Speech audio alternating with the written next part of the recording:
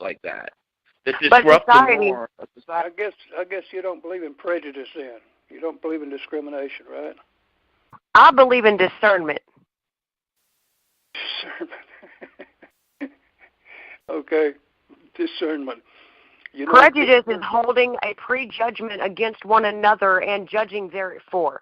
I'm a convicted felon 3 times. I'm 5'2", blonde hair, blue-eyed, and female. So there is plenty of prejudice that gets held against me. However, discernment is noting all the things that society can tell you and making your own judgment anyway. This is getting interesting now. What's the nature of your criminal activity? Burglary, theft, and drugs. Oh, okay. Great. Isn't that fun? I can tell you all the story, but guess how many judgment calls you just made? I already know exactly. Are you believe high a lot right of now? them. I Are you wish. on drugs right now? I wish. well, the thing You're is, craving. Are you craving a fix right now? Are you craving a high right now? Am I crazy? Well, I mean, if I tell you no, No, craving and oh no, oh absolutely no. You just said you wish you were high. You just said you wish you were high. Well, I mean, I might be in a better disposition to be affronted, to deal with the affrontation from the judgment in the room. If I was high. What's your drug of choice, man? What's your favorite drug? Well, technically it's called marijuana, but God made weed, and I don't think He made mistakes, so that's what it is. The one I got in trouble for was called methamphetamine. That was the one I got in trouble for. Well, but on camera, that doesn't surprise me at all. That's a man-made chemical that puts holes in your brain. You know that? Oh, well, yeah, I understand. It's absolutely no good for anybody, which is why I absolutely have no desire at all to go down that road of experimentation and finding out. But, if discriminate. I discriminate? Humans discriminate. Robots don't. Well, that is true, which is why in movies like I, Robot, that robot figured to fix everybody, well, she's going to kill all the people. So, I mean, that's why they don't discriminate. We each have our own discernment. We started off this conversation about incarceration. Have you been incarcerated, man, for your behavior? Oh, yes. Here in the great state of Texas, I sure have. Oh, one time. I did 16 months in state jail. And what was that for? That was for all my charges. All those felonies. Why would you burglarize your neighbor's home? I didn't burglarize anyone's home. I'm so glad that you went ahead and judged that, too, without the story. The story for that is that I wouldn't snitch on my boyfriend at the time, and we both had the same charges. And it was for taking copper out of an abandoned building because I was tired of selling myself on the street. And I needed cigarettes, and I needed food. Wow. Yeah. And why were you question? Were you unable to earn an honest living? Oh, well, yeah. At the moment, I have been trying every day for a solid month to try and get any kind of work, whether it be sweeping a parking lot or cleaning up a counter or doing someone's dishes. And unfortunately, some choices are not the greatest choices. She said she was adopted. She obviously had a horrible childhood. No, I did not. No, she never mentioned that. Stop. I got this. That right there is why you should have discernment instead of discrimination. You made an inferment that she had a horrible childhood. You had a great childhood, and you wound up a crack whore? No, I didn't wind up a crack whore, sir. I appreciate your judgment because, You just got through. I can never do crack, sir. I don't understand why you are getting all these facts. You did methamphetamine. I did. Right. I did all right. Hey, Rue. Just got the wrong. Let me go ahead and let you know a little bit about my story so that way you get the facts before you can judge again, okay? Here's what happened is that where I was living whenever I was transient upon the streets of where I live today, okay, in the same city where I've grown up my entire life, all right? Whenever I was transient on the streets and whenever I was selling myself, okay, the drugs at the house that I lived in, they were free and provided daily, but I did not want to partake in them because I was trying to do something better on my own for myself. Now, the reason why I would sell myself is because I would like a meal, frankly, and people don't really give away food for free. So whenever I was arrested on these charges for burglary of a building, because my boyfriend, I had been sexually assaulted, 3 days prior to my arrest, I didn't really want to be anywhere near the opportunity that someone could take to take advantage of somebody who is so small. I am female, I am small, and I can be at a disadvantage because of this. Now, because I couldn't delve or wouldn't delve where my ex-boyfriend at the time or ex-boyfriend was living or where he was whenever the crime was committed, we both got charged with the same charges. Granted, this has been over 5 years ago. And whenever that occurred, he went to jail. I did not. I got probation. Now, due to my lack of funds and lack of being able to get a job due to small lines in all of the town, all right, I got arrested, and that revoked my probation and sent me to prison. Now, whenever I had to come back for charges for the drugs or whatever later for my felony conviction, the third one, it was for me not selling drugs on camera. And I can send you the disc probably if I actually go bother the lawyer to get it, okay? But you have to recall, people are stupid, and society is shit. So whenever they actually do judge you so harshly, you have to be real with it and understand what exactly they will do. I will say this. Never have I, nor ever will I, ever try crack at all, okay? So whenever you say crack whore, that I do take offense a little bit too, just because you judge hardly. I did not say crack whore. Whenever I sold myself, that is called a whore, not a crack whore. You also explained that you were above several jobs. Did I what several jobs? Did you feel you were above several jobs that were no. That's why you didn't take them? That's what it sounded like. Are you kidding me? Are you kidding? I would take any job offered if anyone would let me. I said I would try to sweep a parking lot for someone who didn't want to do the task that day, okay? Anything. Applications, online applications. I'm a customer service expert, sir. I have had many times before I ever tried a drug, and that was in 2013 the first time I ever tried anything other than weed. Okay, so it wasn't too terrible. I'm 30. You're 30? I am 30. I'm young, and I don't know everything. Do you know why you wound up with this boyfriend? Do you know why you wound up in this situation that you found yourself in? Do you know what led to It was that? my decision, yes, sir. That was exactly why. But why? Why did you choose that? Well, at first, obviously, I didn't choose to go and throw my life away into the gutter. I don't think anyone with a head on their shoulders worth a damn would have done so in the first place. However, I did make conscious decisions that were not the best decisions. Sir, have you ever made a decision in your history that you can remember that you really wish you wouldn't have made, and it was just a dumb thing that you did? Sure. Well, then that was my turn. I'm not, like I said, I'm 30 and I'm young, and I don't know everything. So what I'm saying We're in the show and we're discussing about what consequences you're telling me of good and is bad. that you came from a good family. You had a stable mother and father who loved you. Yes, sir.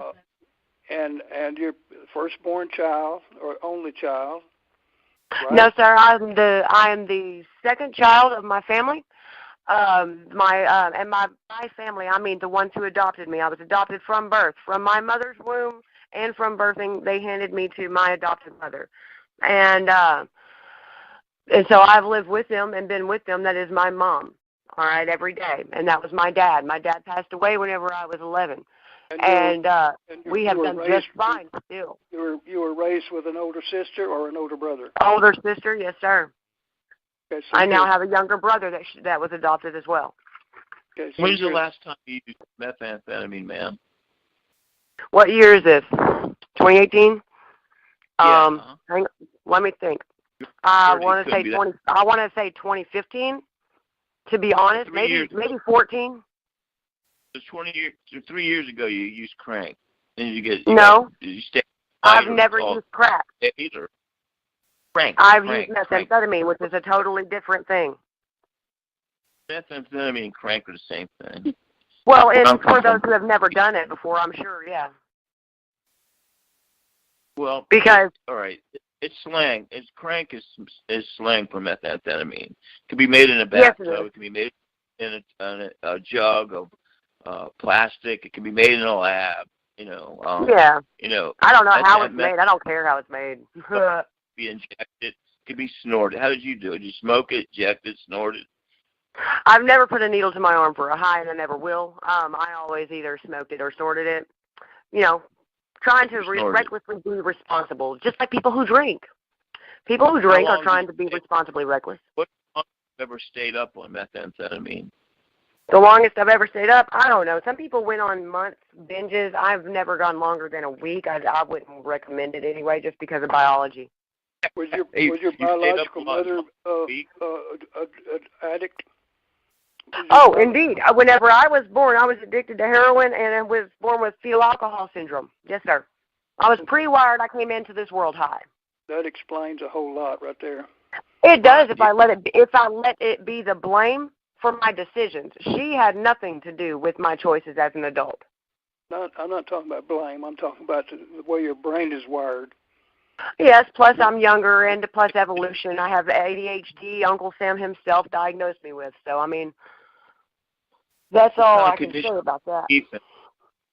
I hear methamphetamine addiction rots your teeth out. What kind of condition are your teeth in right now at 30? My teeth have always been in a terrible state. My biological sister has had a set of dentures since she was 19, and she has never touched methamphetamine or any hard drugs. So my state of my teeth, well, they're deteriorating due to the fact that even though she took care of her teeth and brushed them twice a day, they rotted from the inside out. That's just my genetics. They were already not going to be great. Plus, my eyesight's going to be going whenever I get older, and I will be blind by the time I reach 80 if I do not have any corrective surgery due to the fetal alcohol syndrome and the later causes that happen. Also, my father was part of the Vietnam War and was with Agent Orange thing, and it affects the generations that he produces as well. So those things are going to be happening as we find out. Did your adopted mother work? Did she work? I'm sure she did, but it's been a long time and I didn't know her very well. No, your adopted mother. Oh, my adopted mother worked. Yes. I'm so sorry. I'm fine. Well, when's the last time you were intoxicated on alcohol? Who took care of you while she was working? Well, usually while she was working, it was while I was in school. Really, to make sure, my family is very close-knit, so I've always had my grandmother or my aunt or uncles or my older sister. She's 8 years my senior, so I was never really left alone. Like I said, I'm a graduated, first one to walk the stage in my family in 2006, almost 4.0 in college whenever I went. I mean, I'm a smart person. I just, like every human on this planet, I've made dumb mistakes. And I own them. I don't deny them. They have made me who I am today, learning from them. Where did your life turn for the worst? When did my life turn for the worst? Oh, my life is great. I have 3 beautiful children. I have no bad worst. You just told me you spent time in jail, 16 months. Yeah, and you know what? That was some of the most enlightening and educational time I ever had to do. Ever in my life. When you had this wonderful 4.0 college life. When did your life change from that person into the person that was sentenced to 16 months in jail? Probably the time whenever I cheated on my husband in my marriage. That's probably whenever that started to happen. But that was also the reason behind all of that, because I never for a minute in my entire growing up thought that I would ever do something of that nature. I thought I would be the one woman who wouldn't.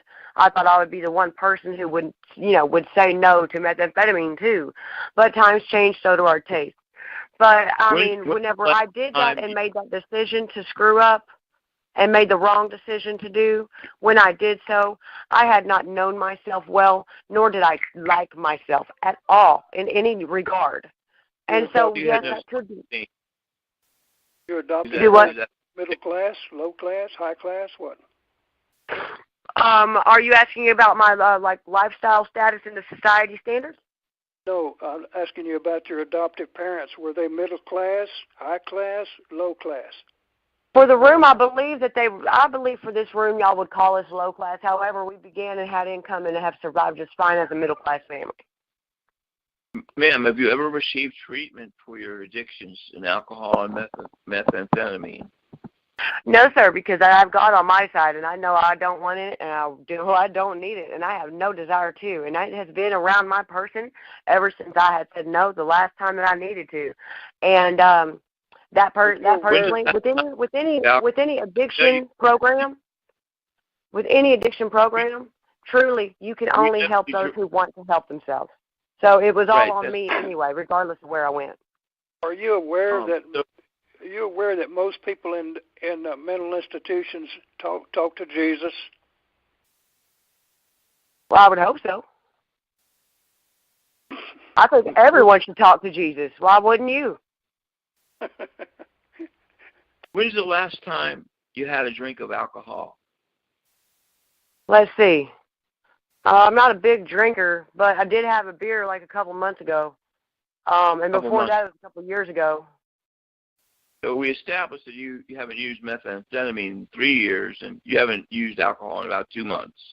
It wouldn't exactly call By use alcohol, sir, I mean I had one Modelo, and that's literally been after a couple of years of none. I don't drink very much. It's an inebriator, and if I can't function while I'm inebriated, I shouldn't. That's irresponsible of me.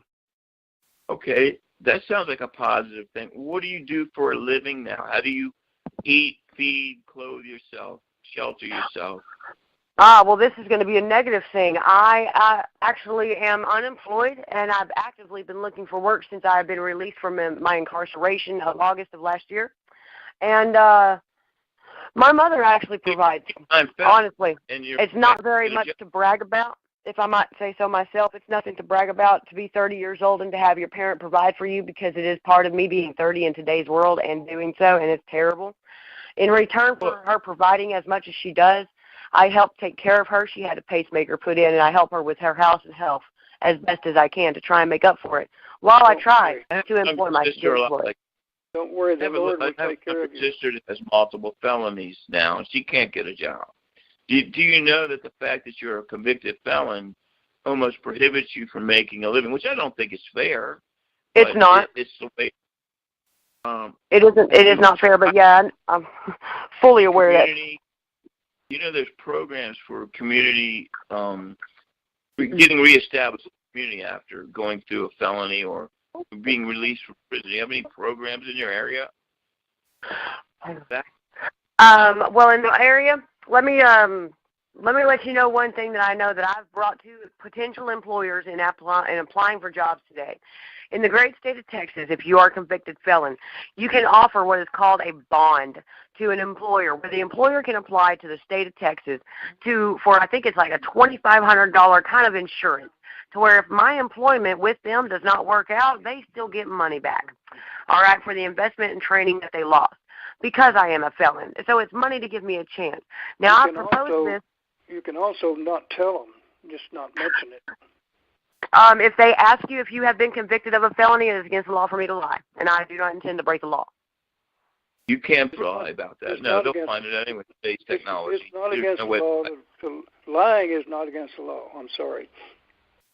No, sir. But whenever you have been asked on an application, if you have been convicted of a felony, you are obligated as an ex-offender by law to disclose that. They cannot use that by law as the sole reason for not hiring you. That's the catch. But they will. They will find another way that they can say so. That's not constitutional. Well, I mean, I'm not saying it's fair. They might have it is on the application form, but it's not illegal to lie unless you're under oath or unless you lie in a business transaction. That's called on the actual paper application. It turns into an official document, and so yes, it is illegal to lie on that paper. That I have to check that box. Yes, I have been convicted. However, I don't have to disclose it if they don't ask. I think what you're running into is that a simple background check that costs, I don't know, $15 or $30 will disclose that you're a convicted felon to any employer or apartment owner, anything like that. So this is where your problem is. Now, this is why I asked if you had any community services that help offenders get back into community. And you're a young person. I would recommend that you try to get into a state-sponsored or county-sponsored program that watches you and works with you to reestablish yourself in the community. I mean, you've obviously... I appreciate that. I appreciate that, and I will look into it for my local area, because my local area here has programs. It is like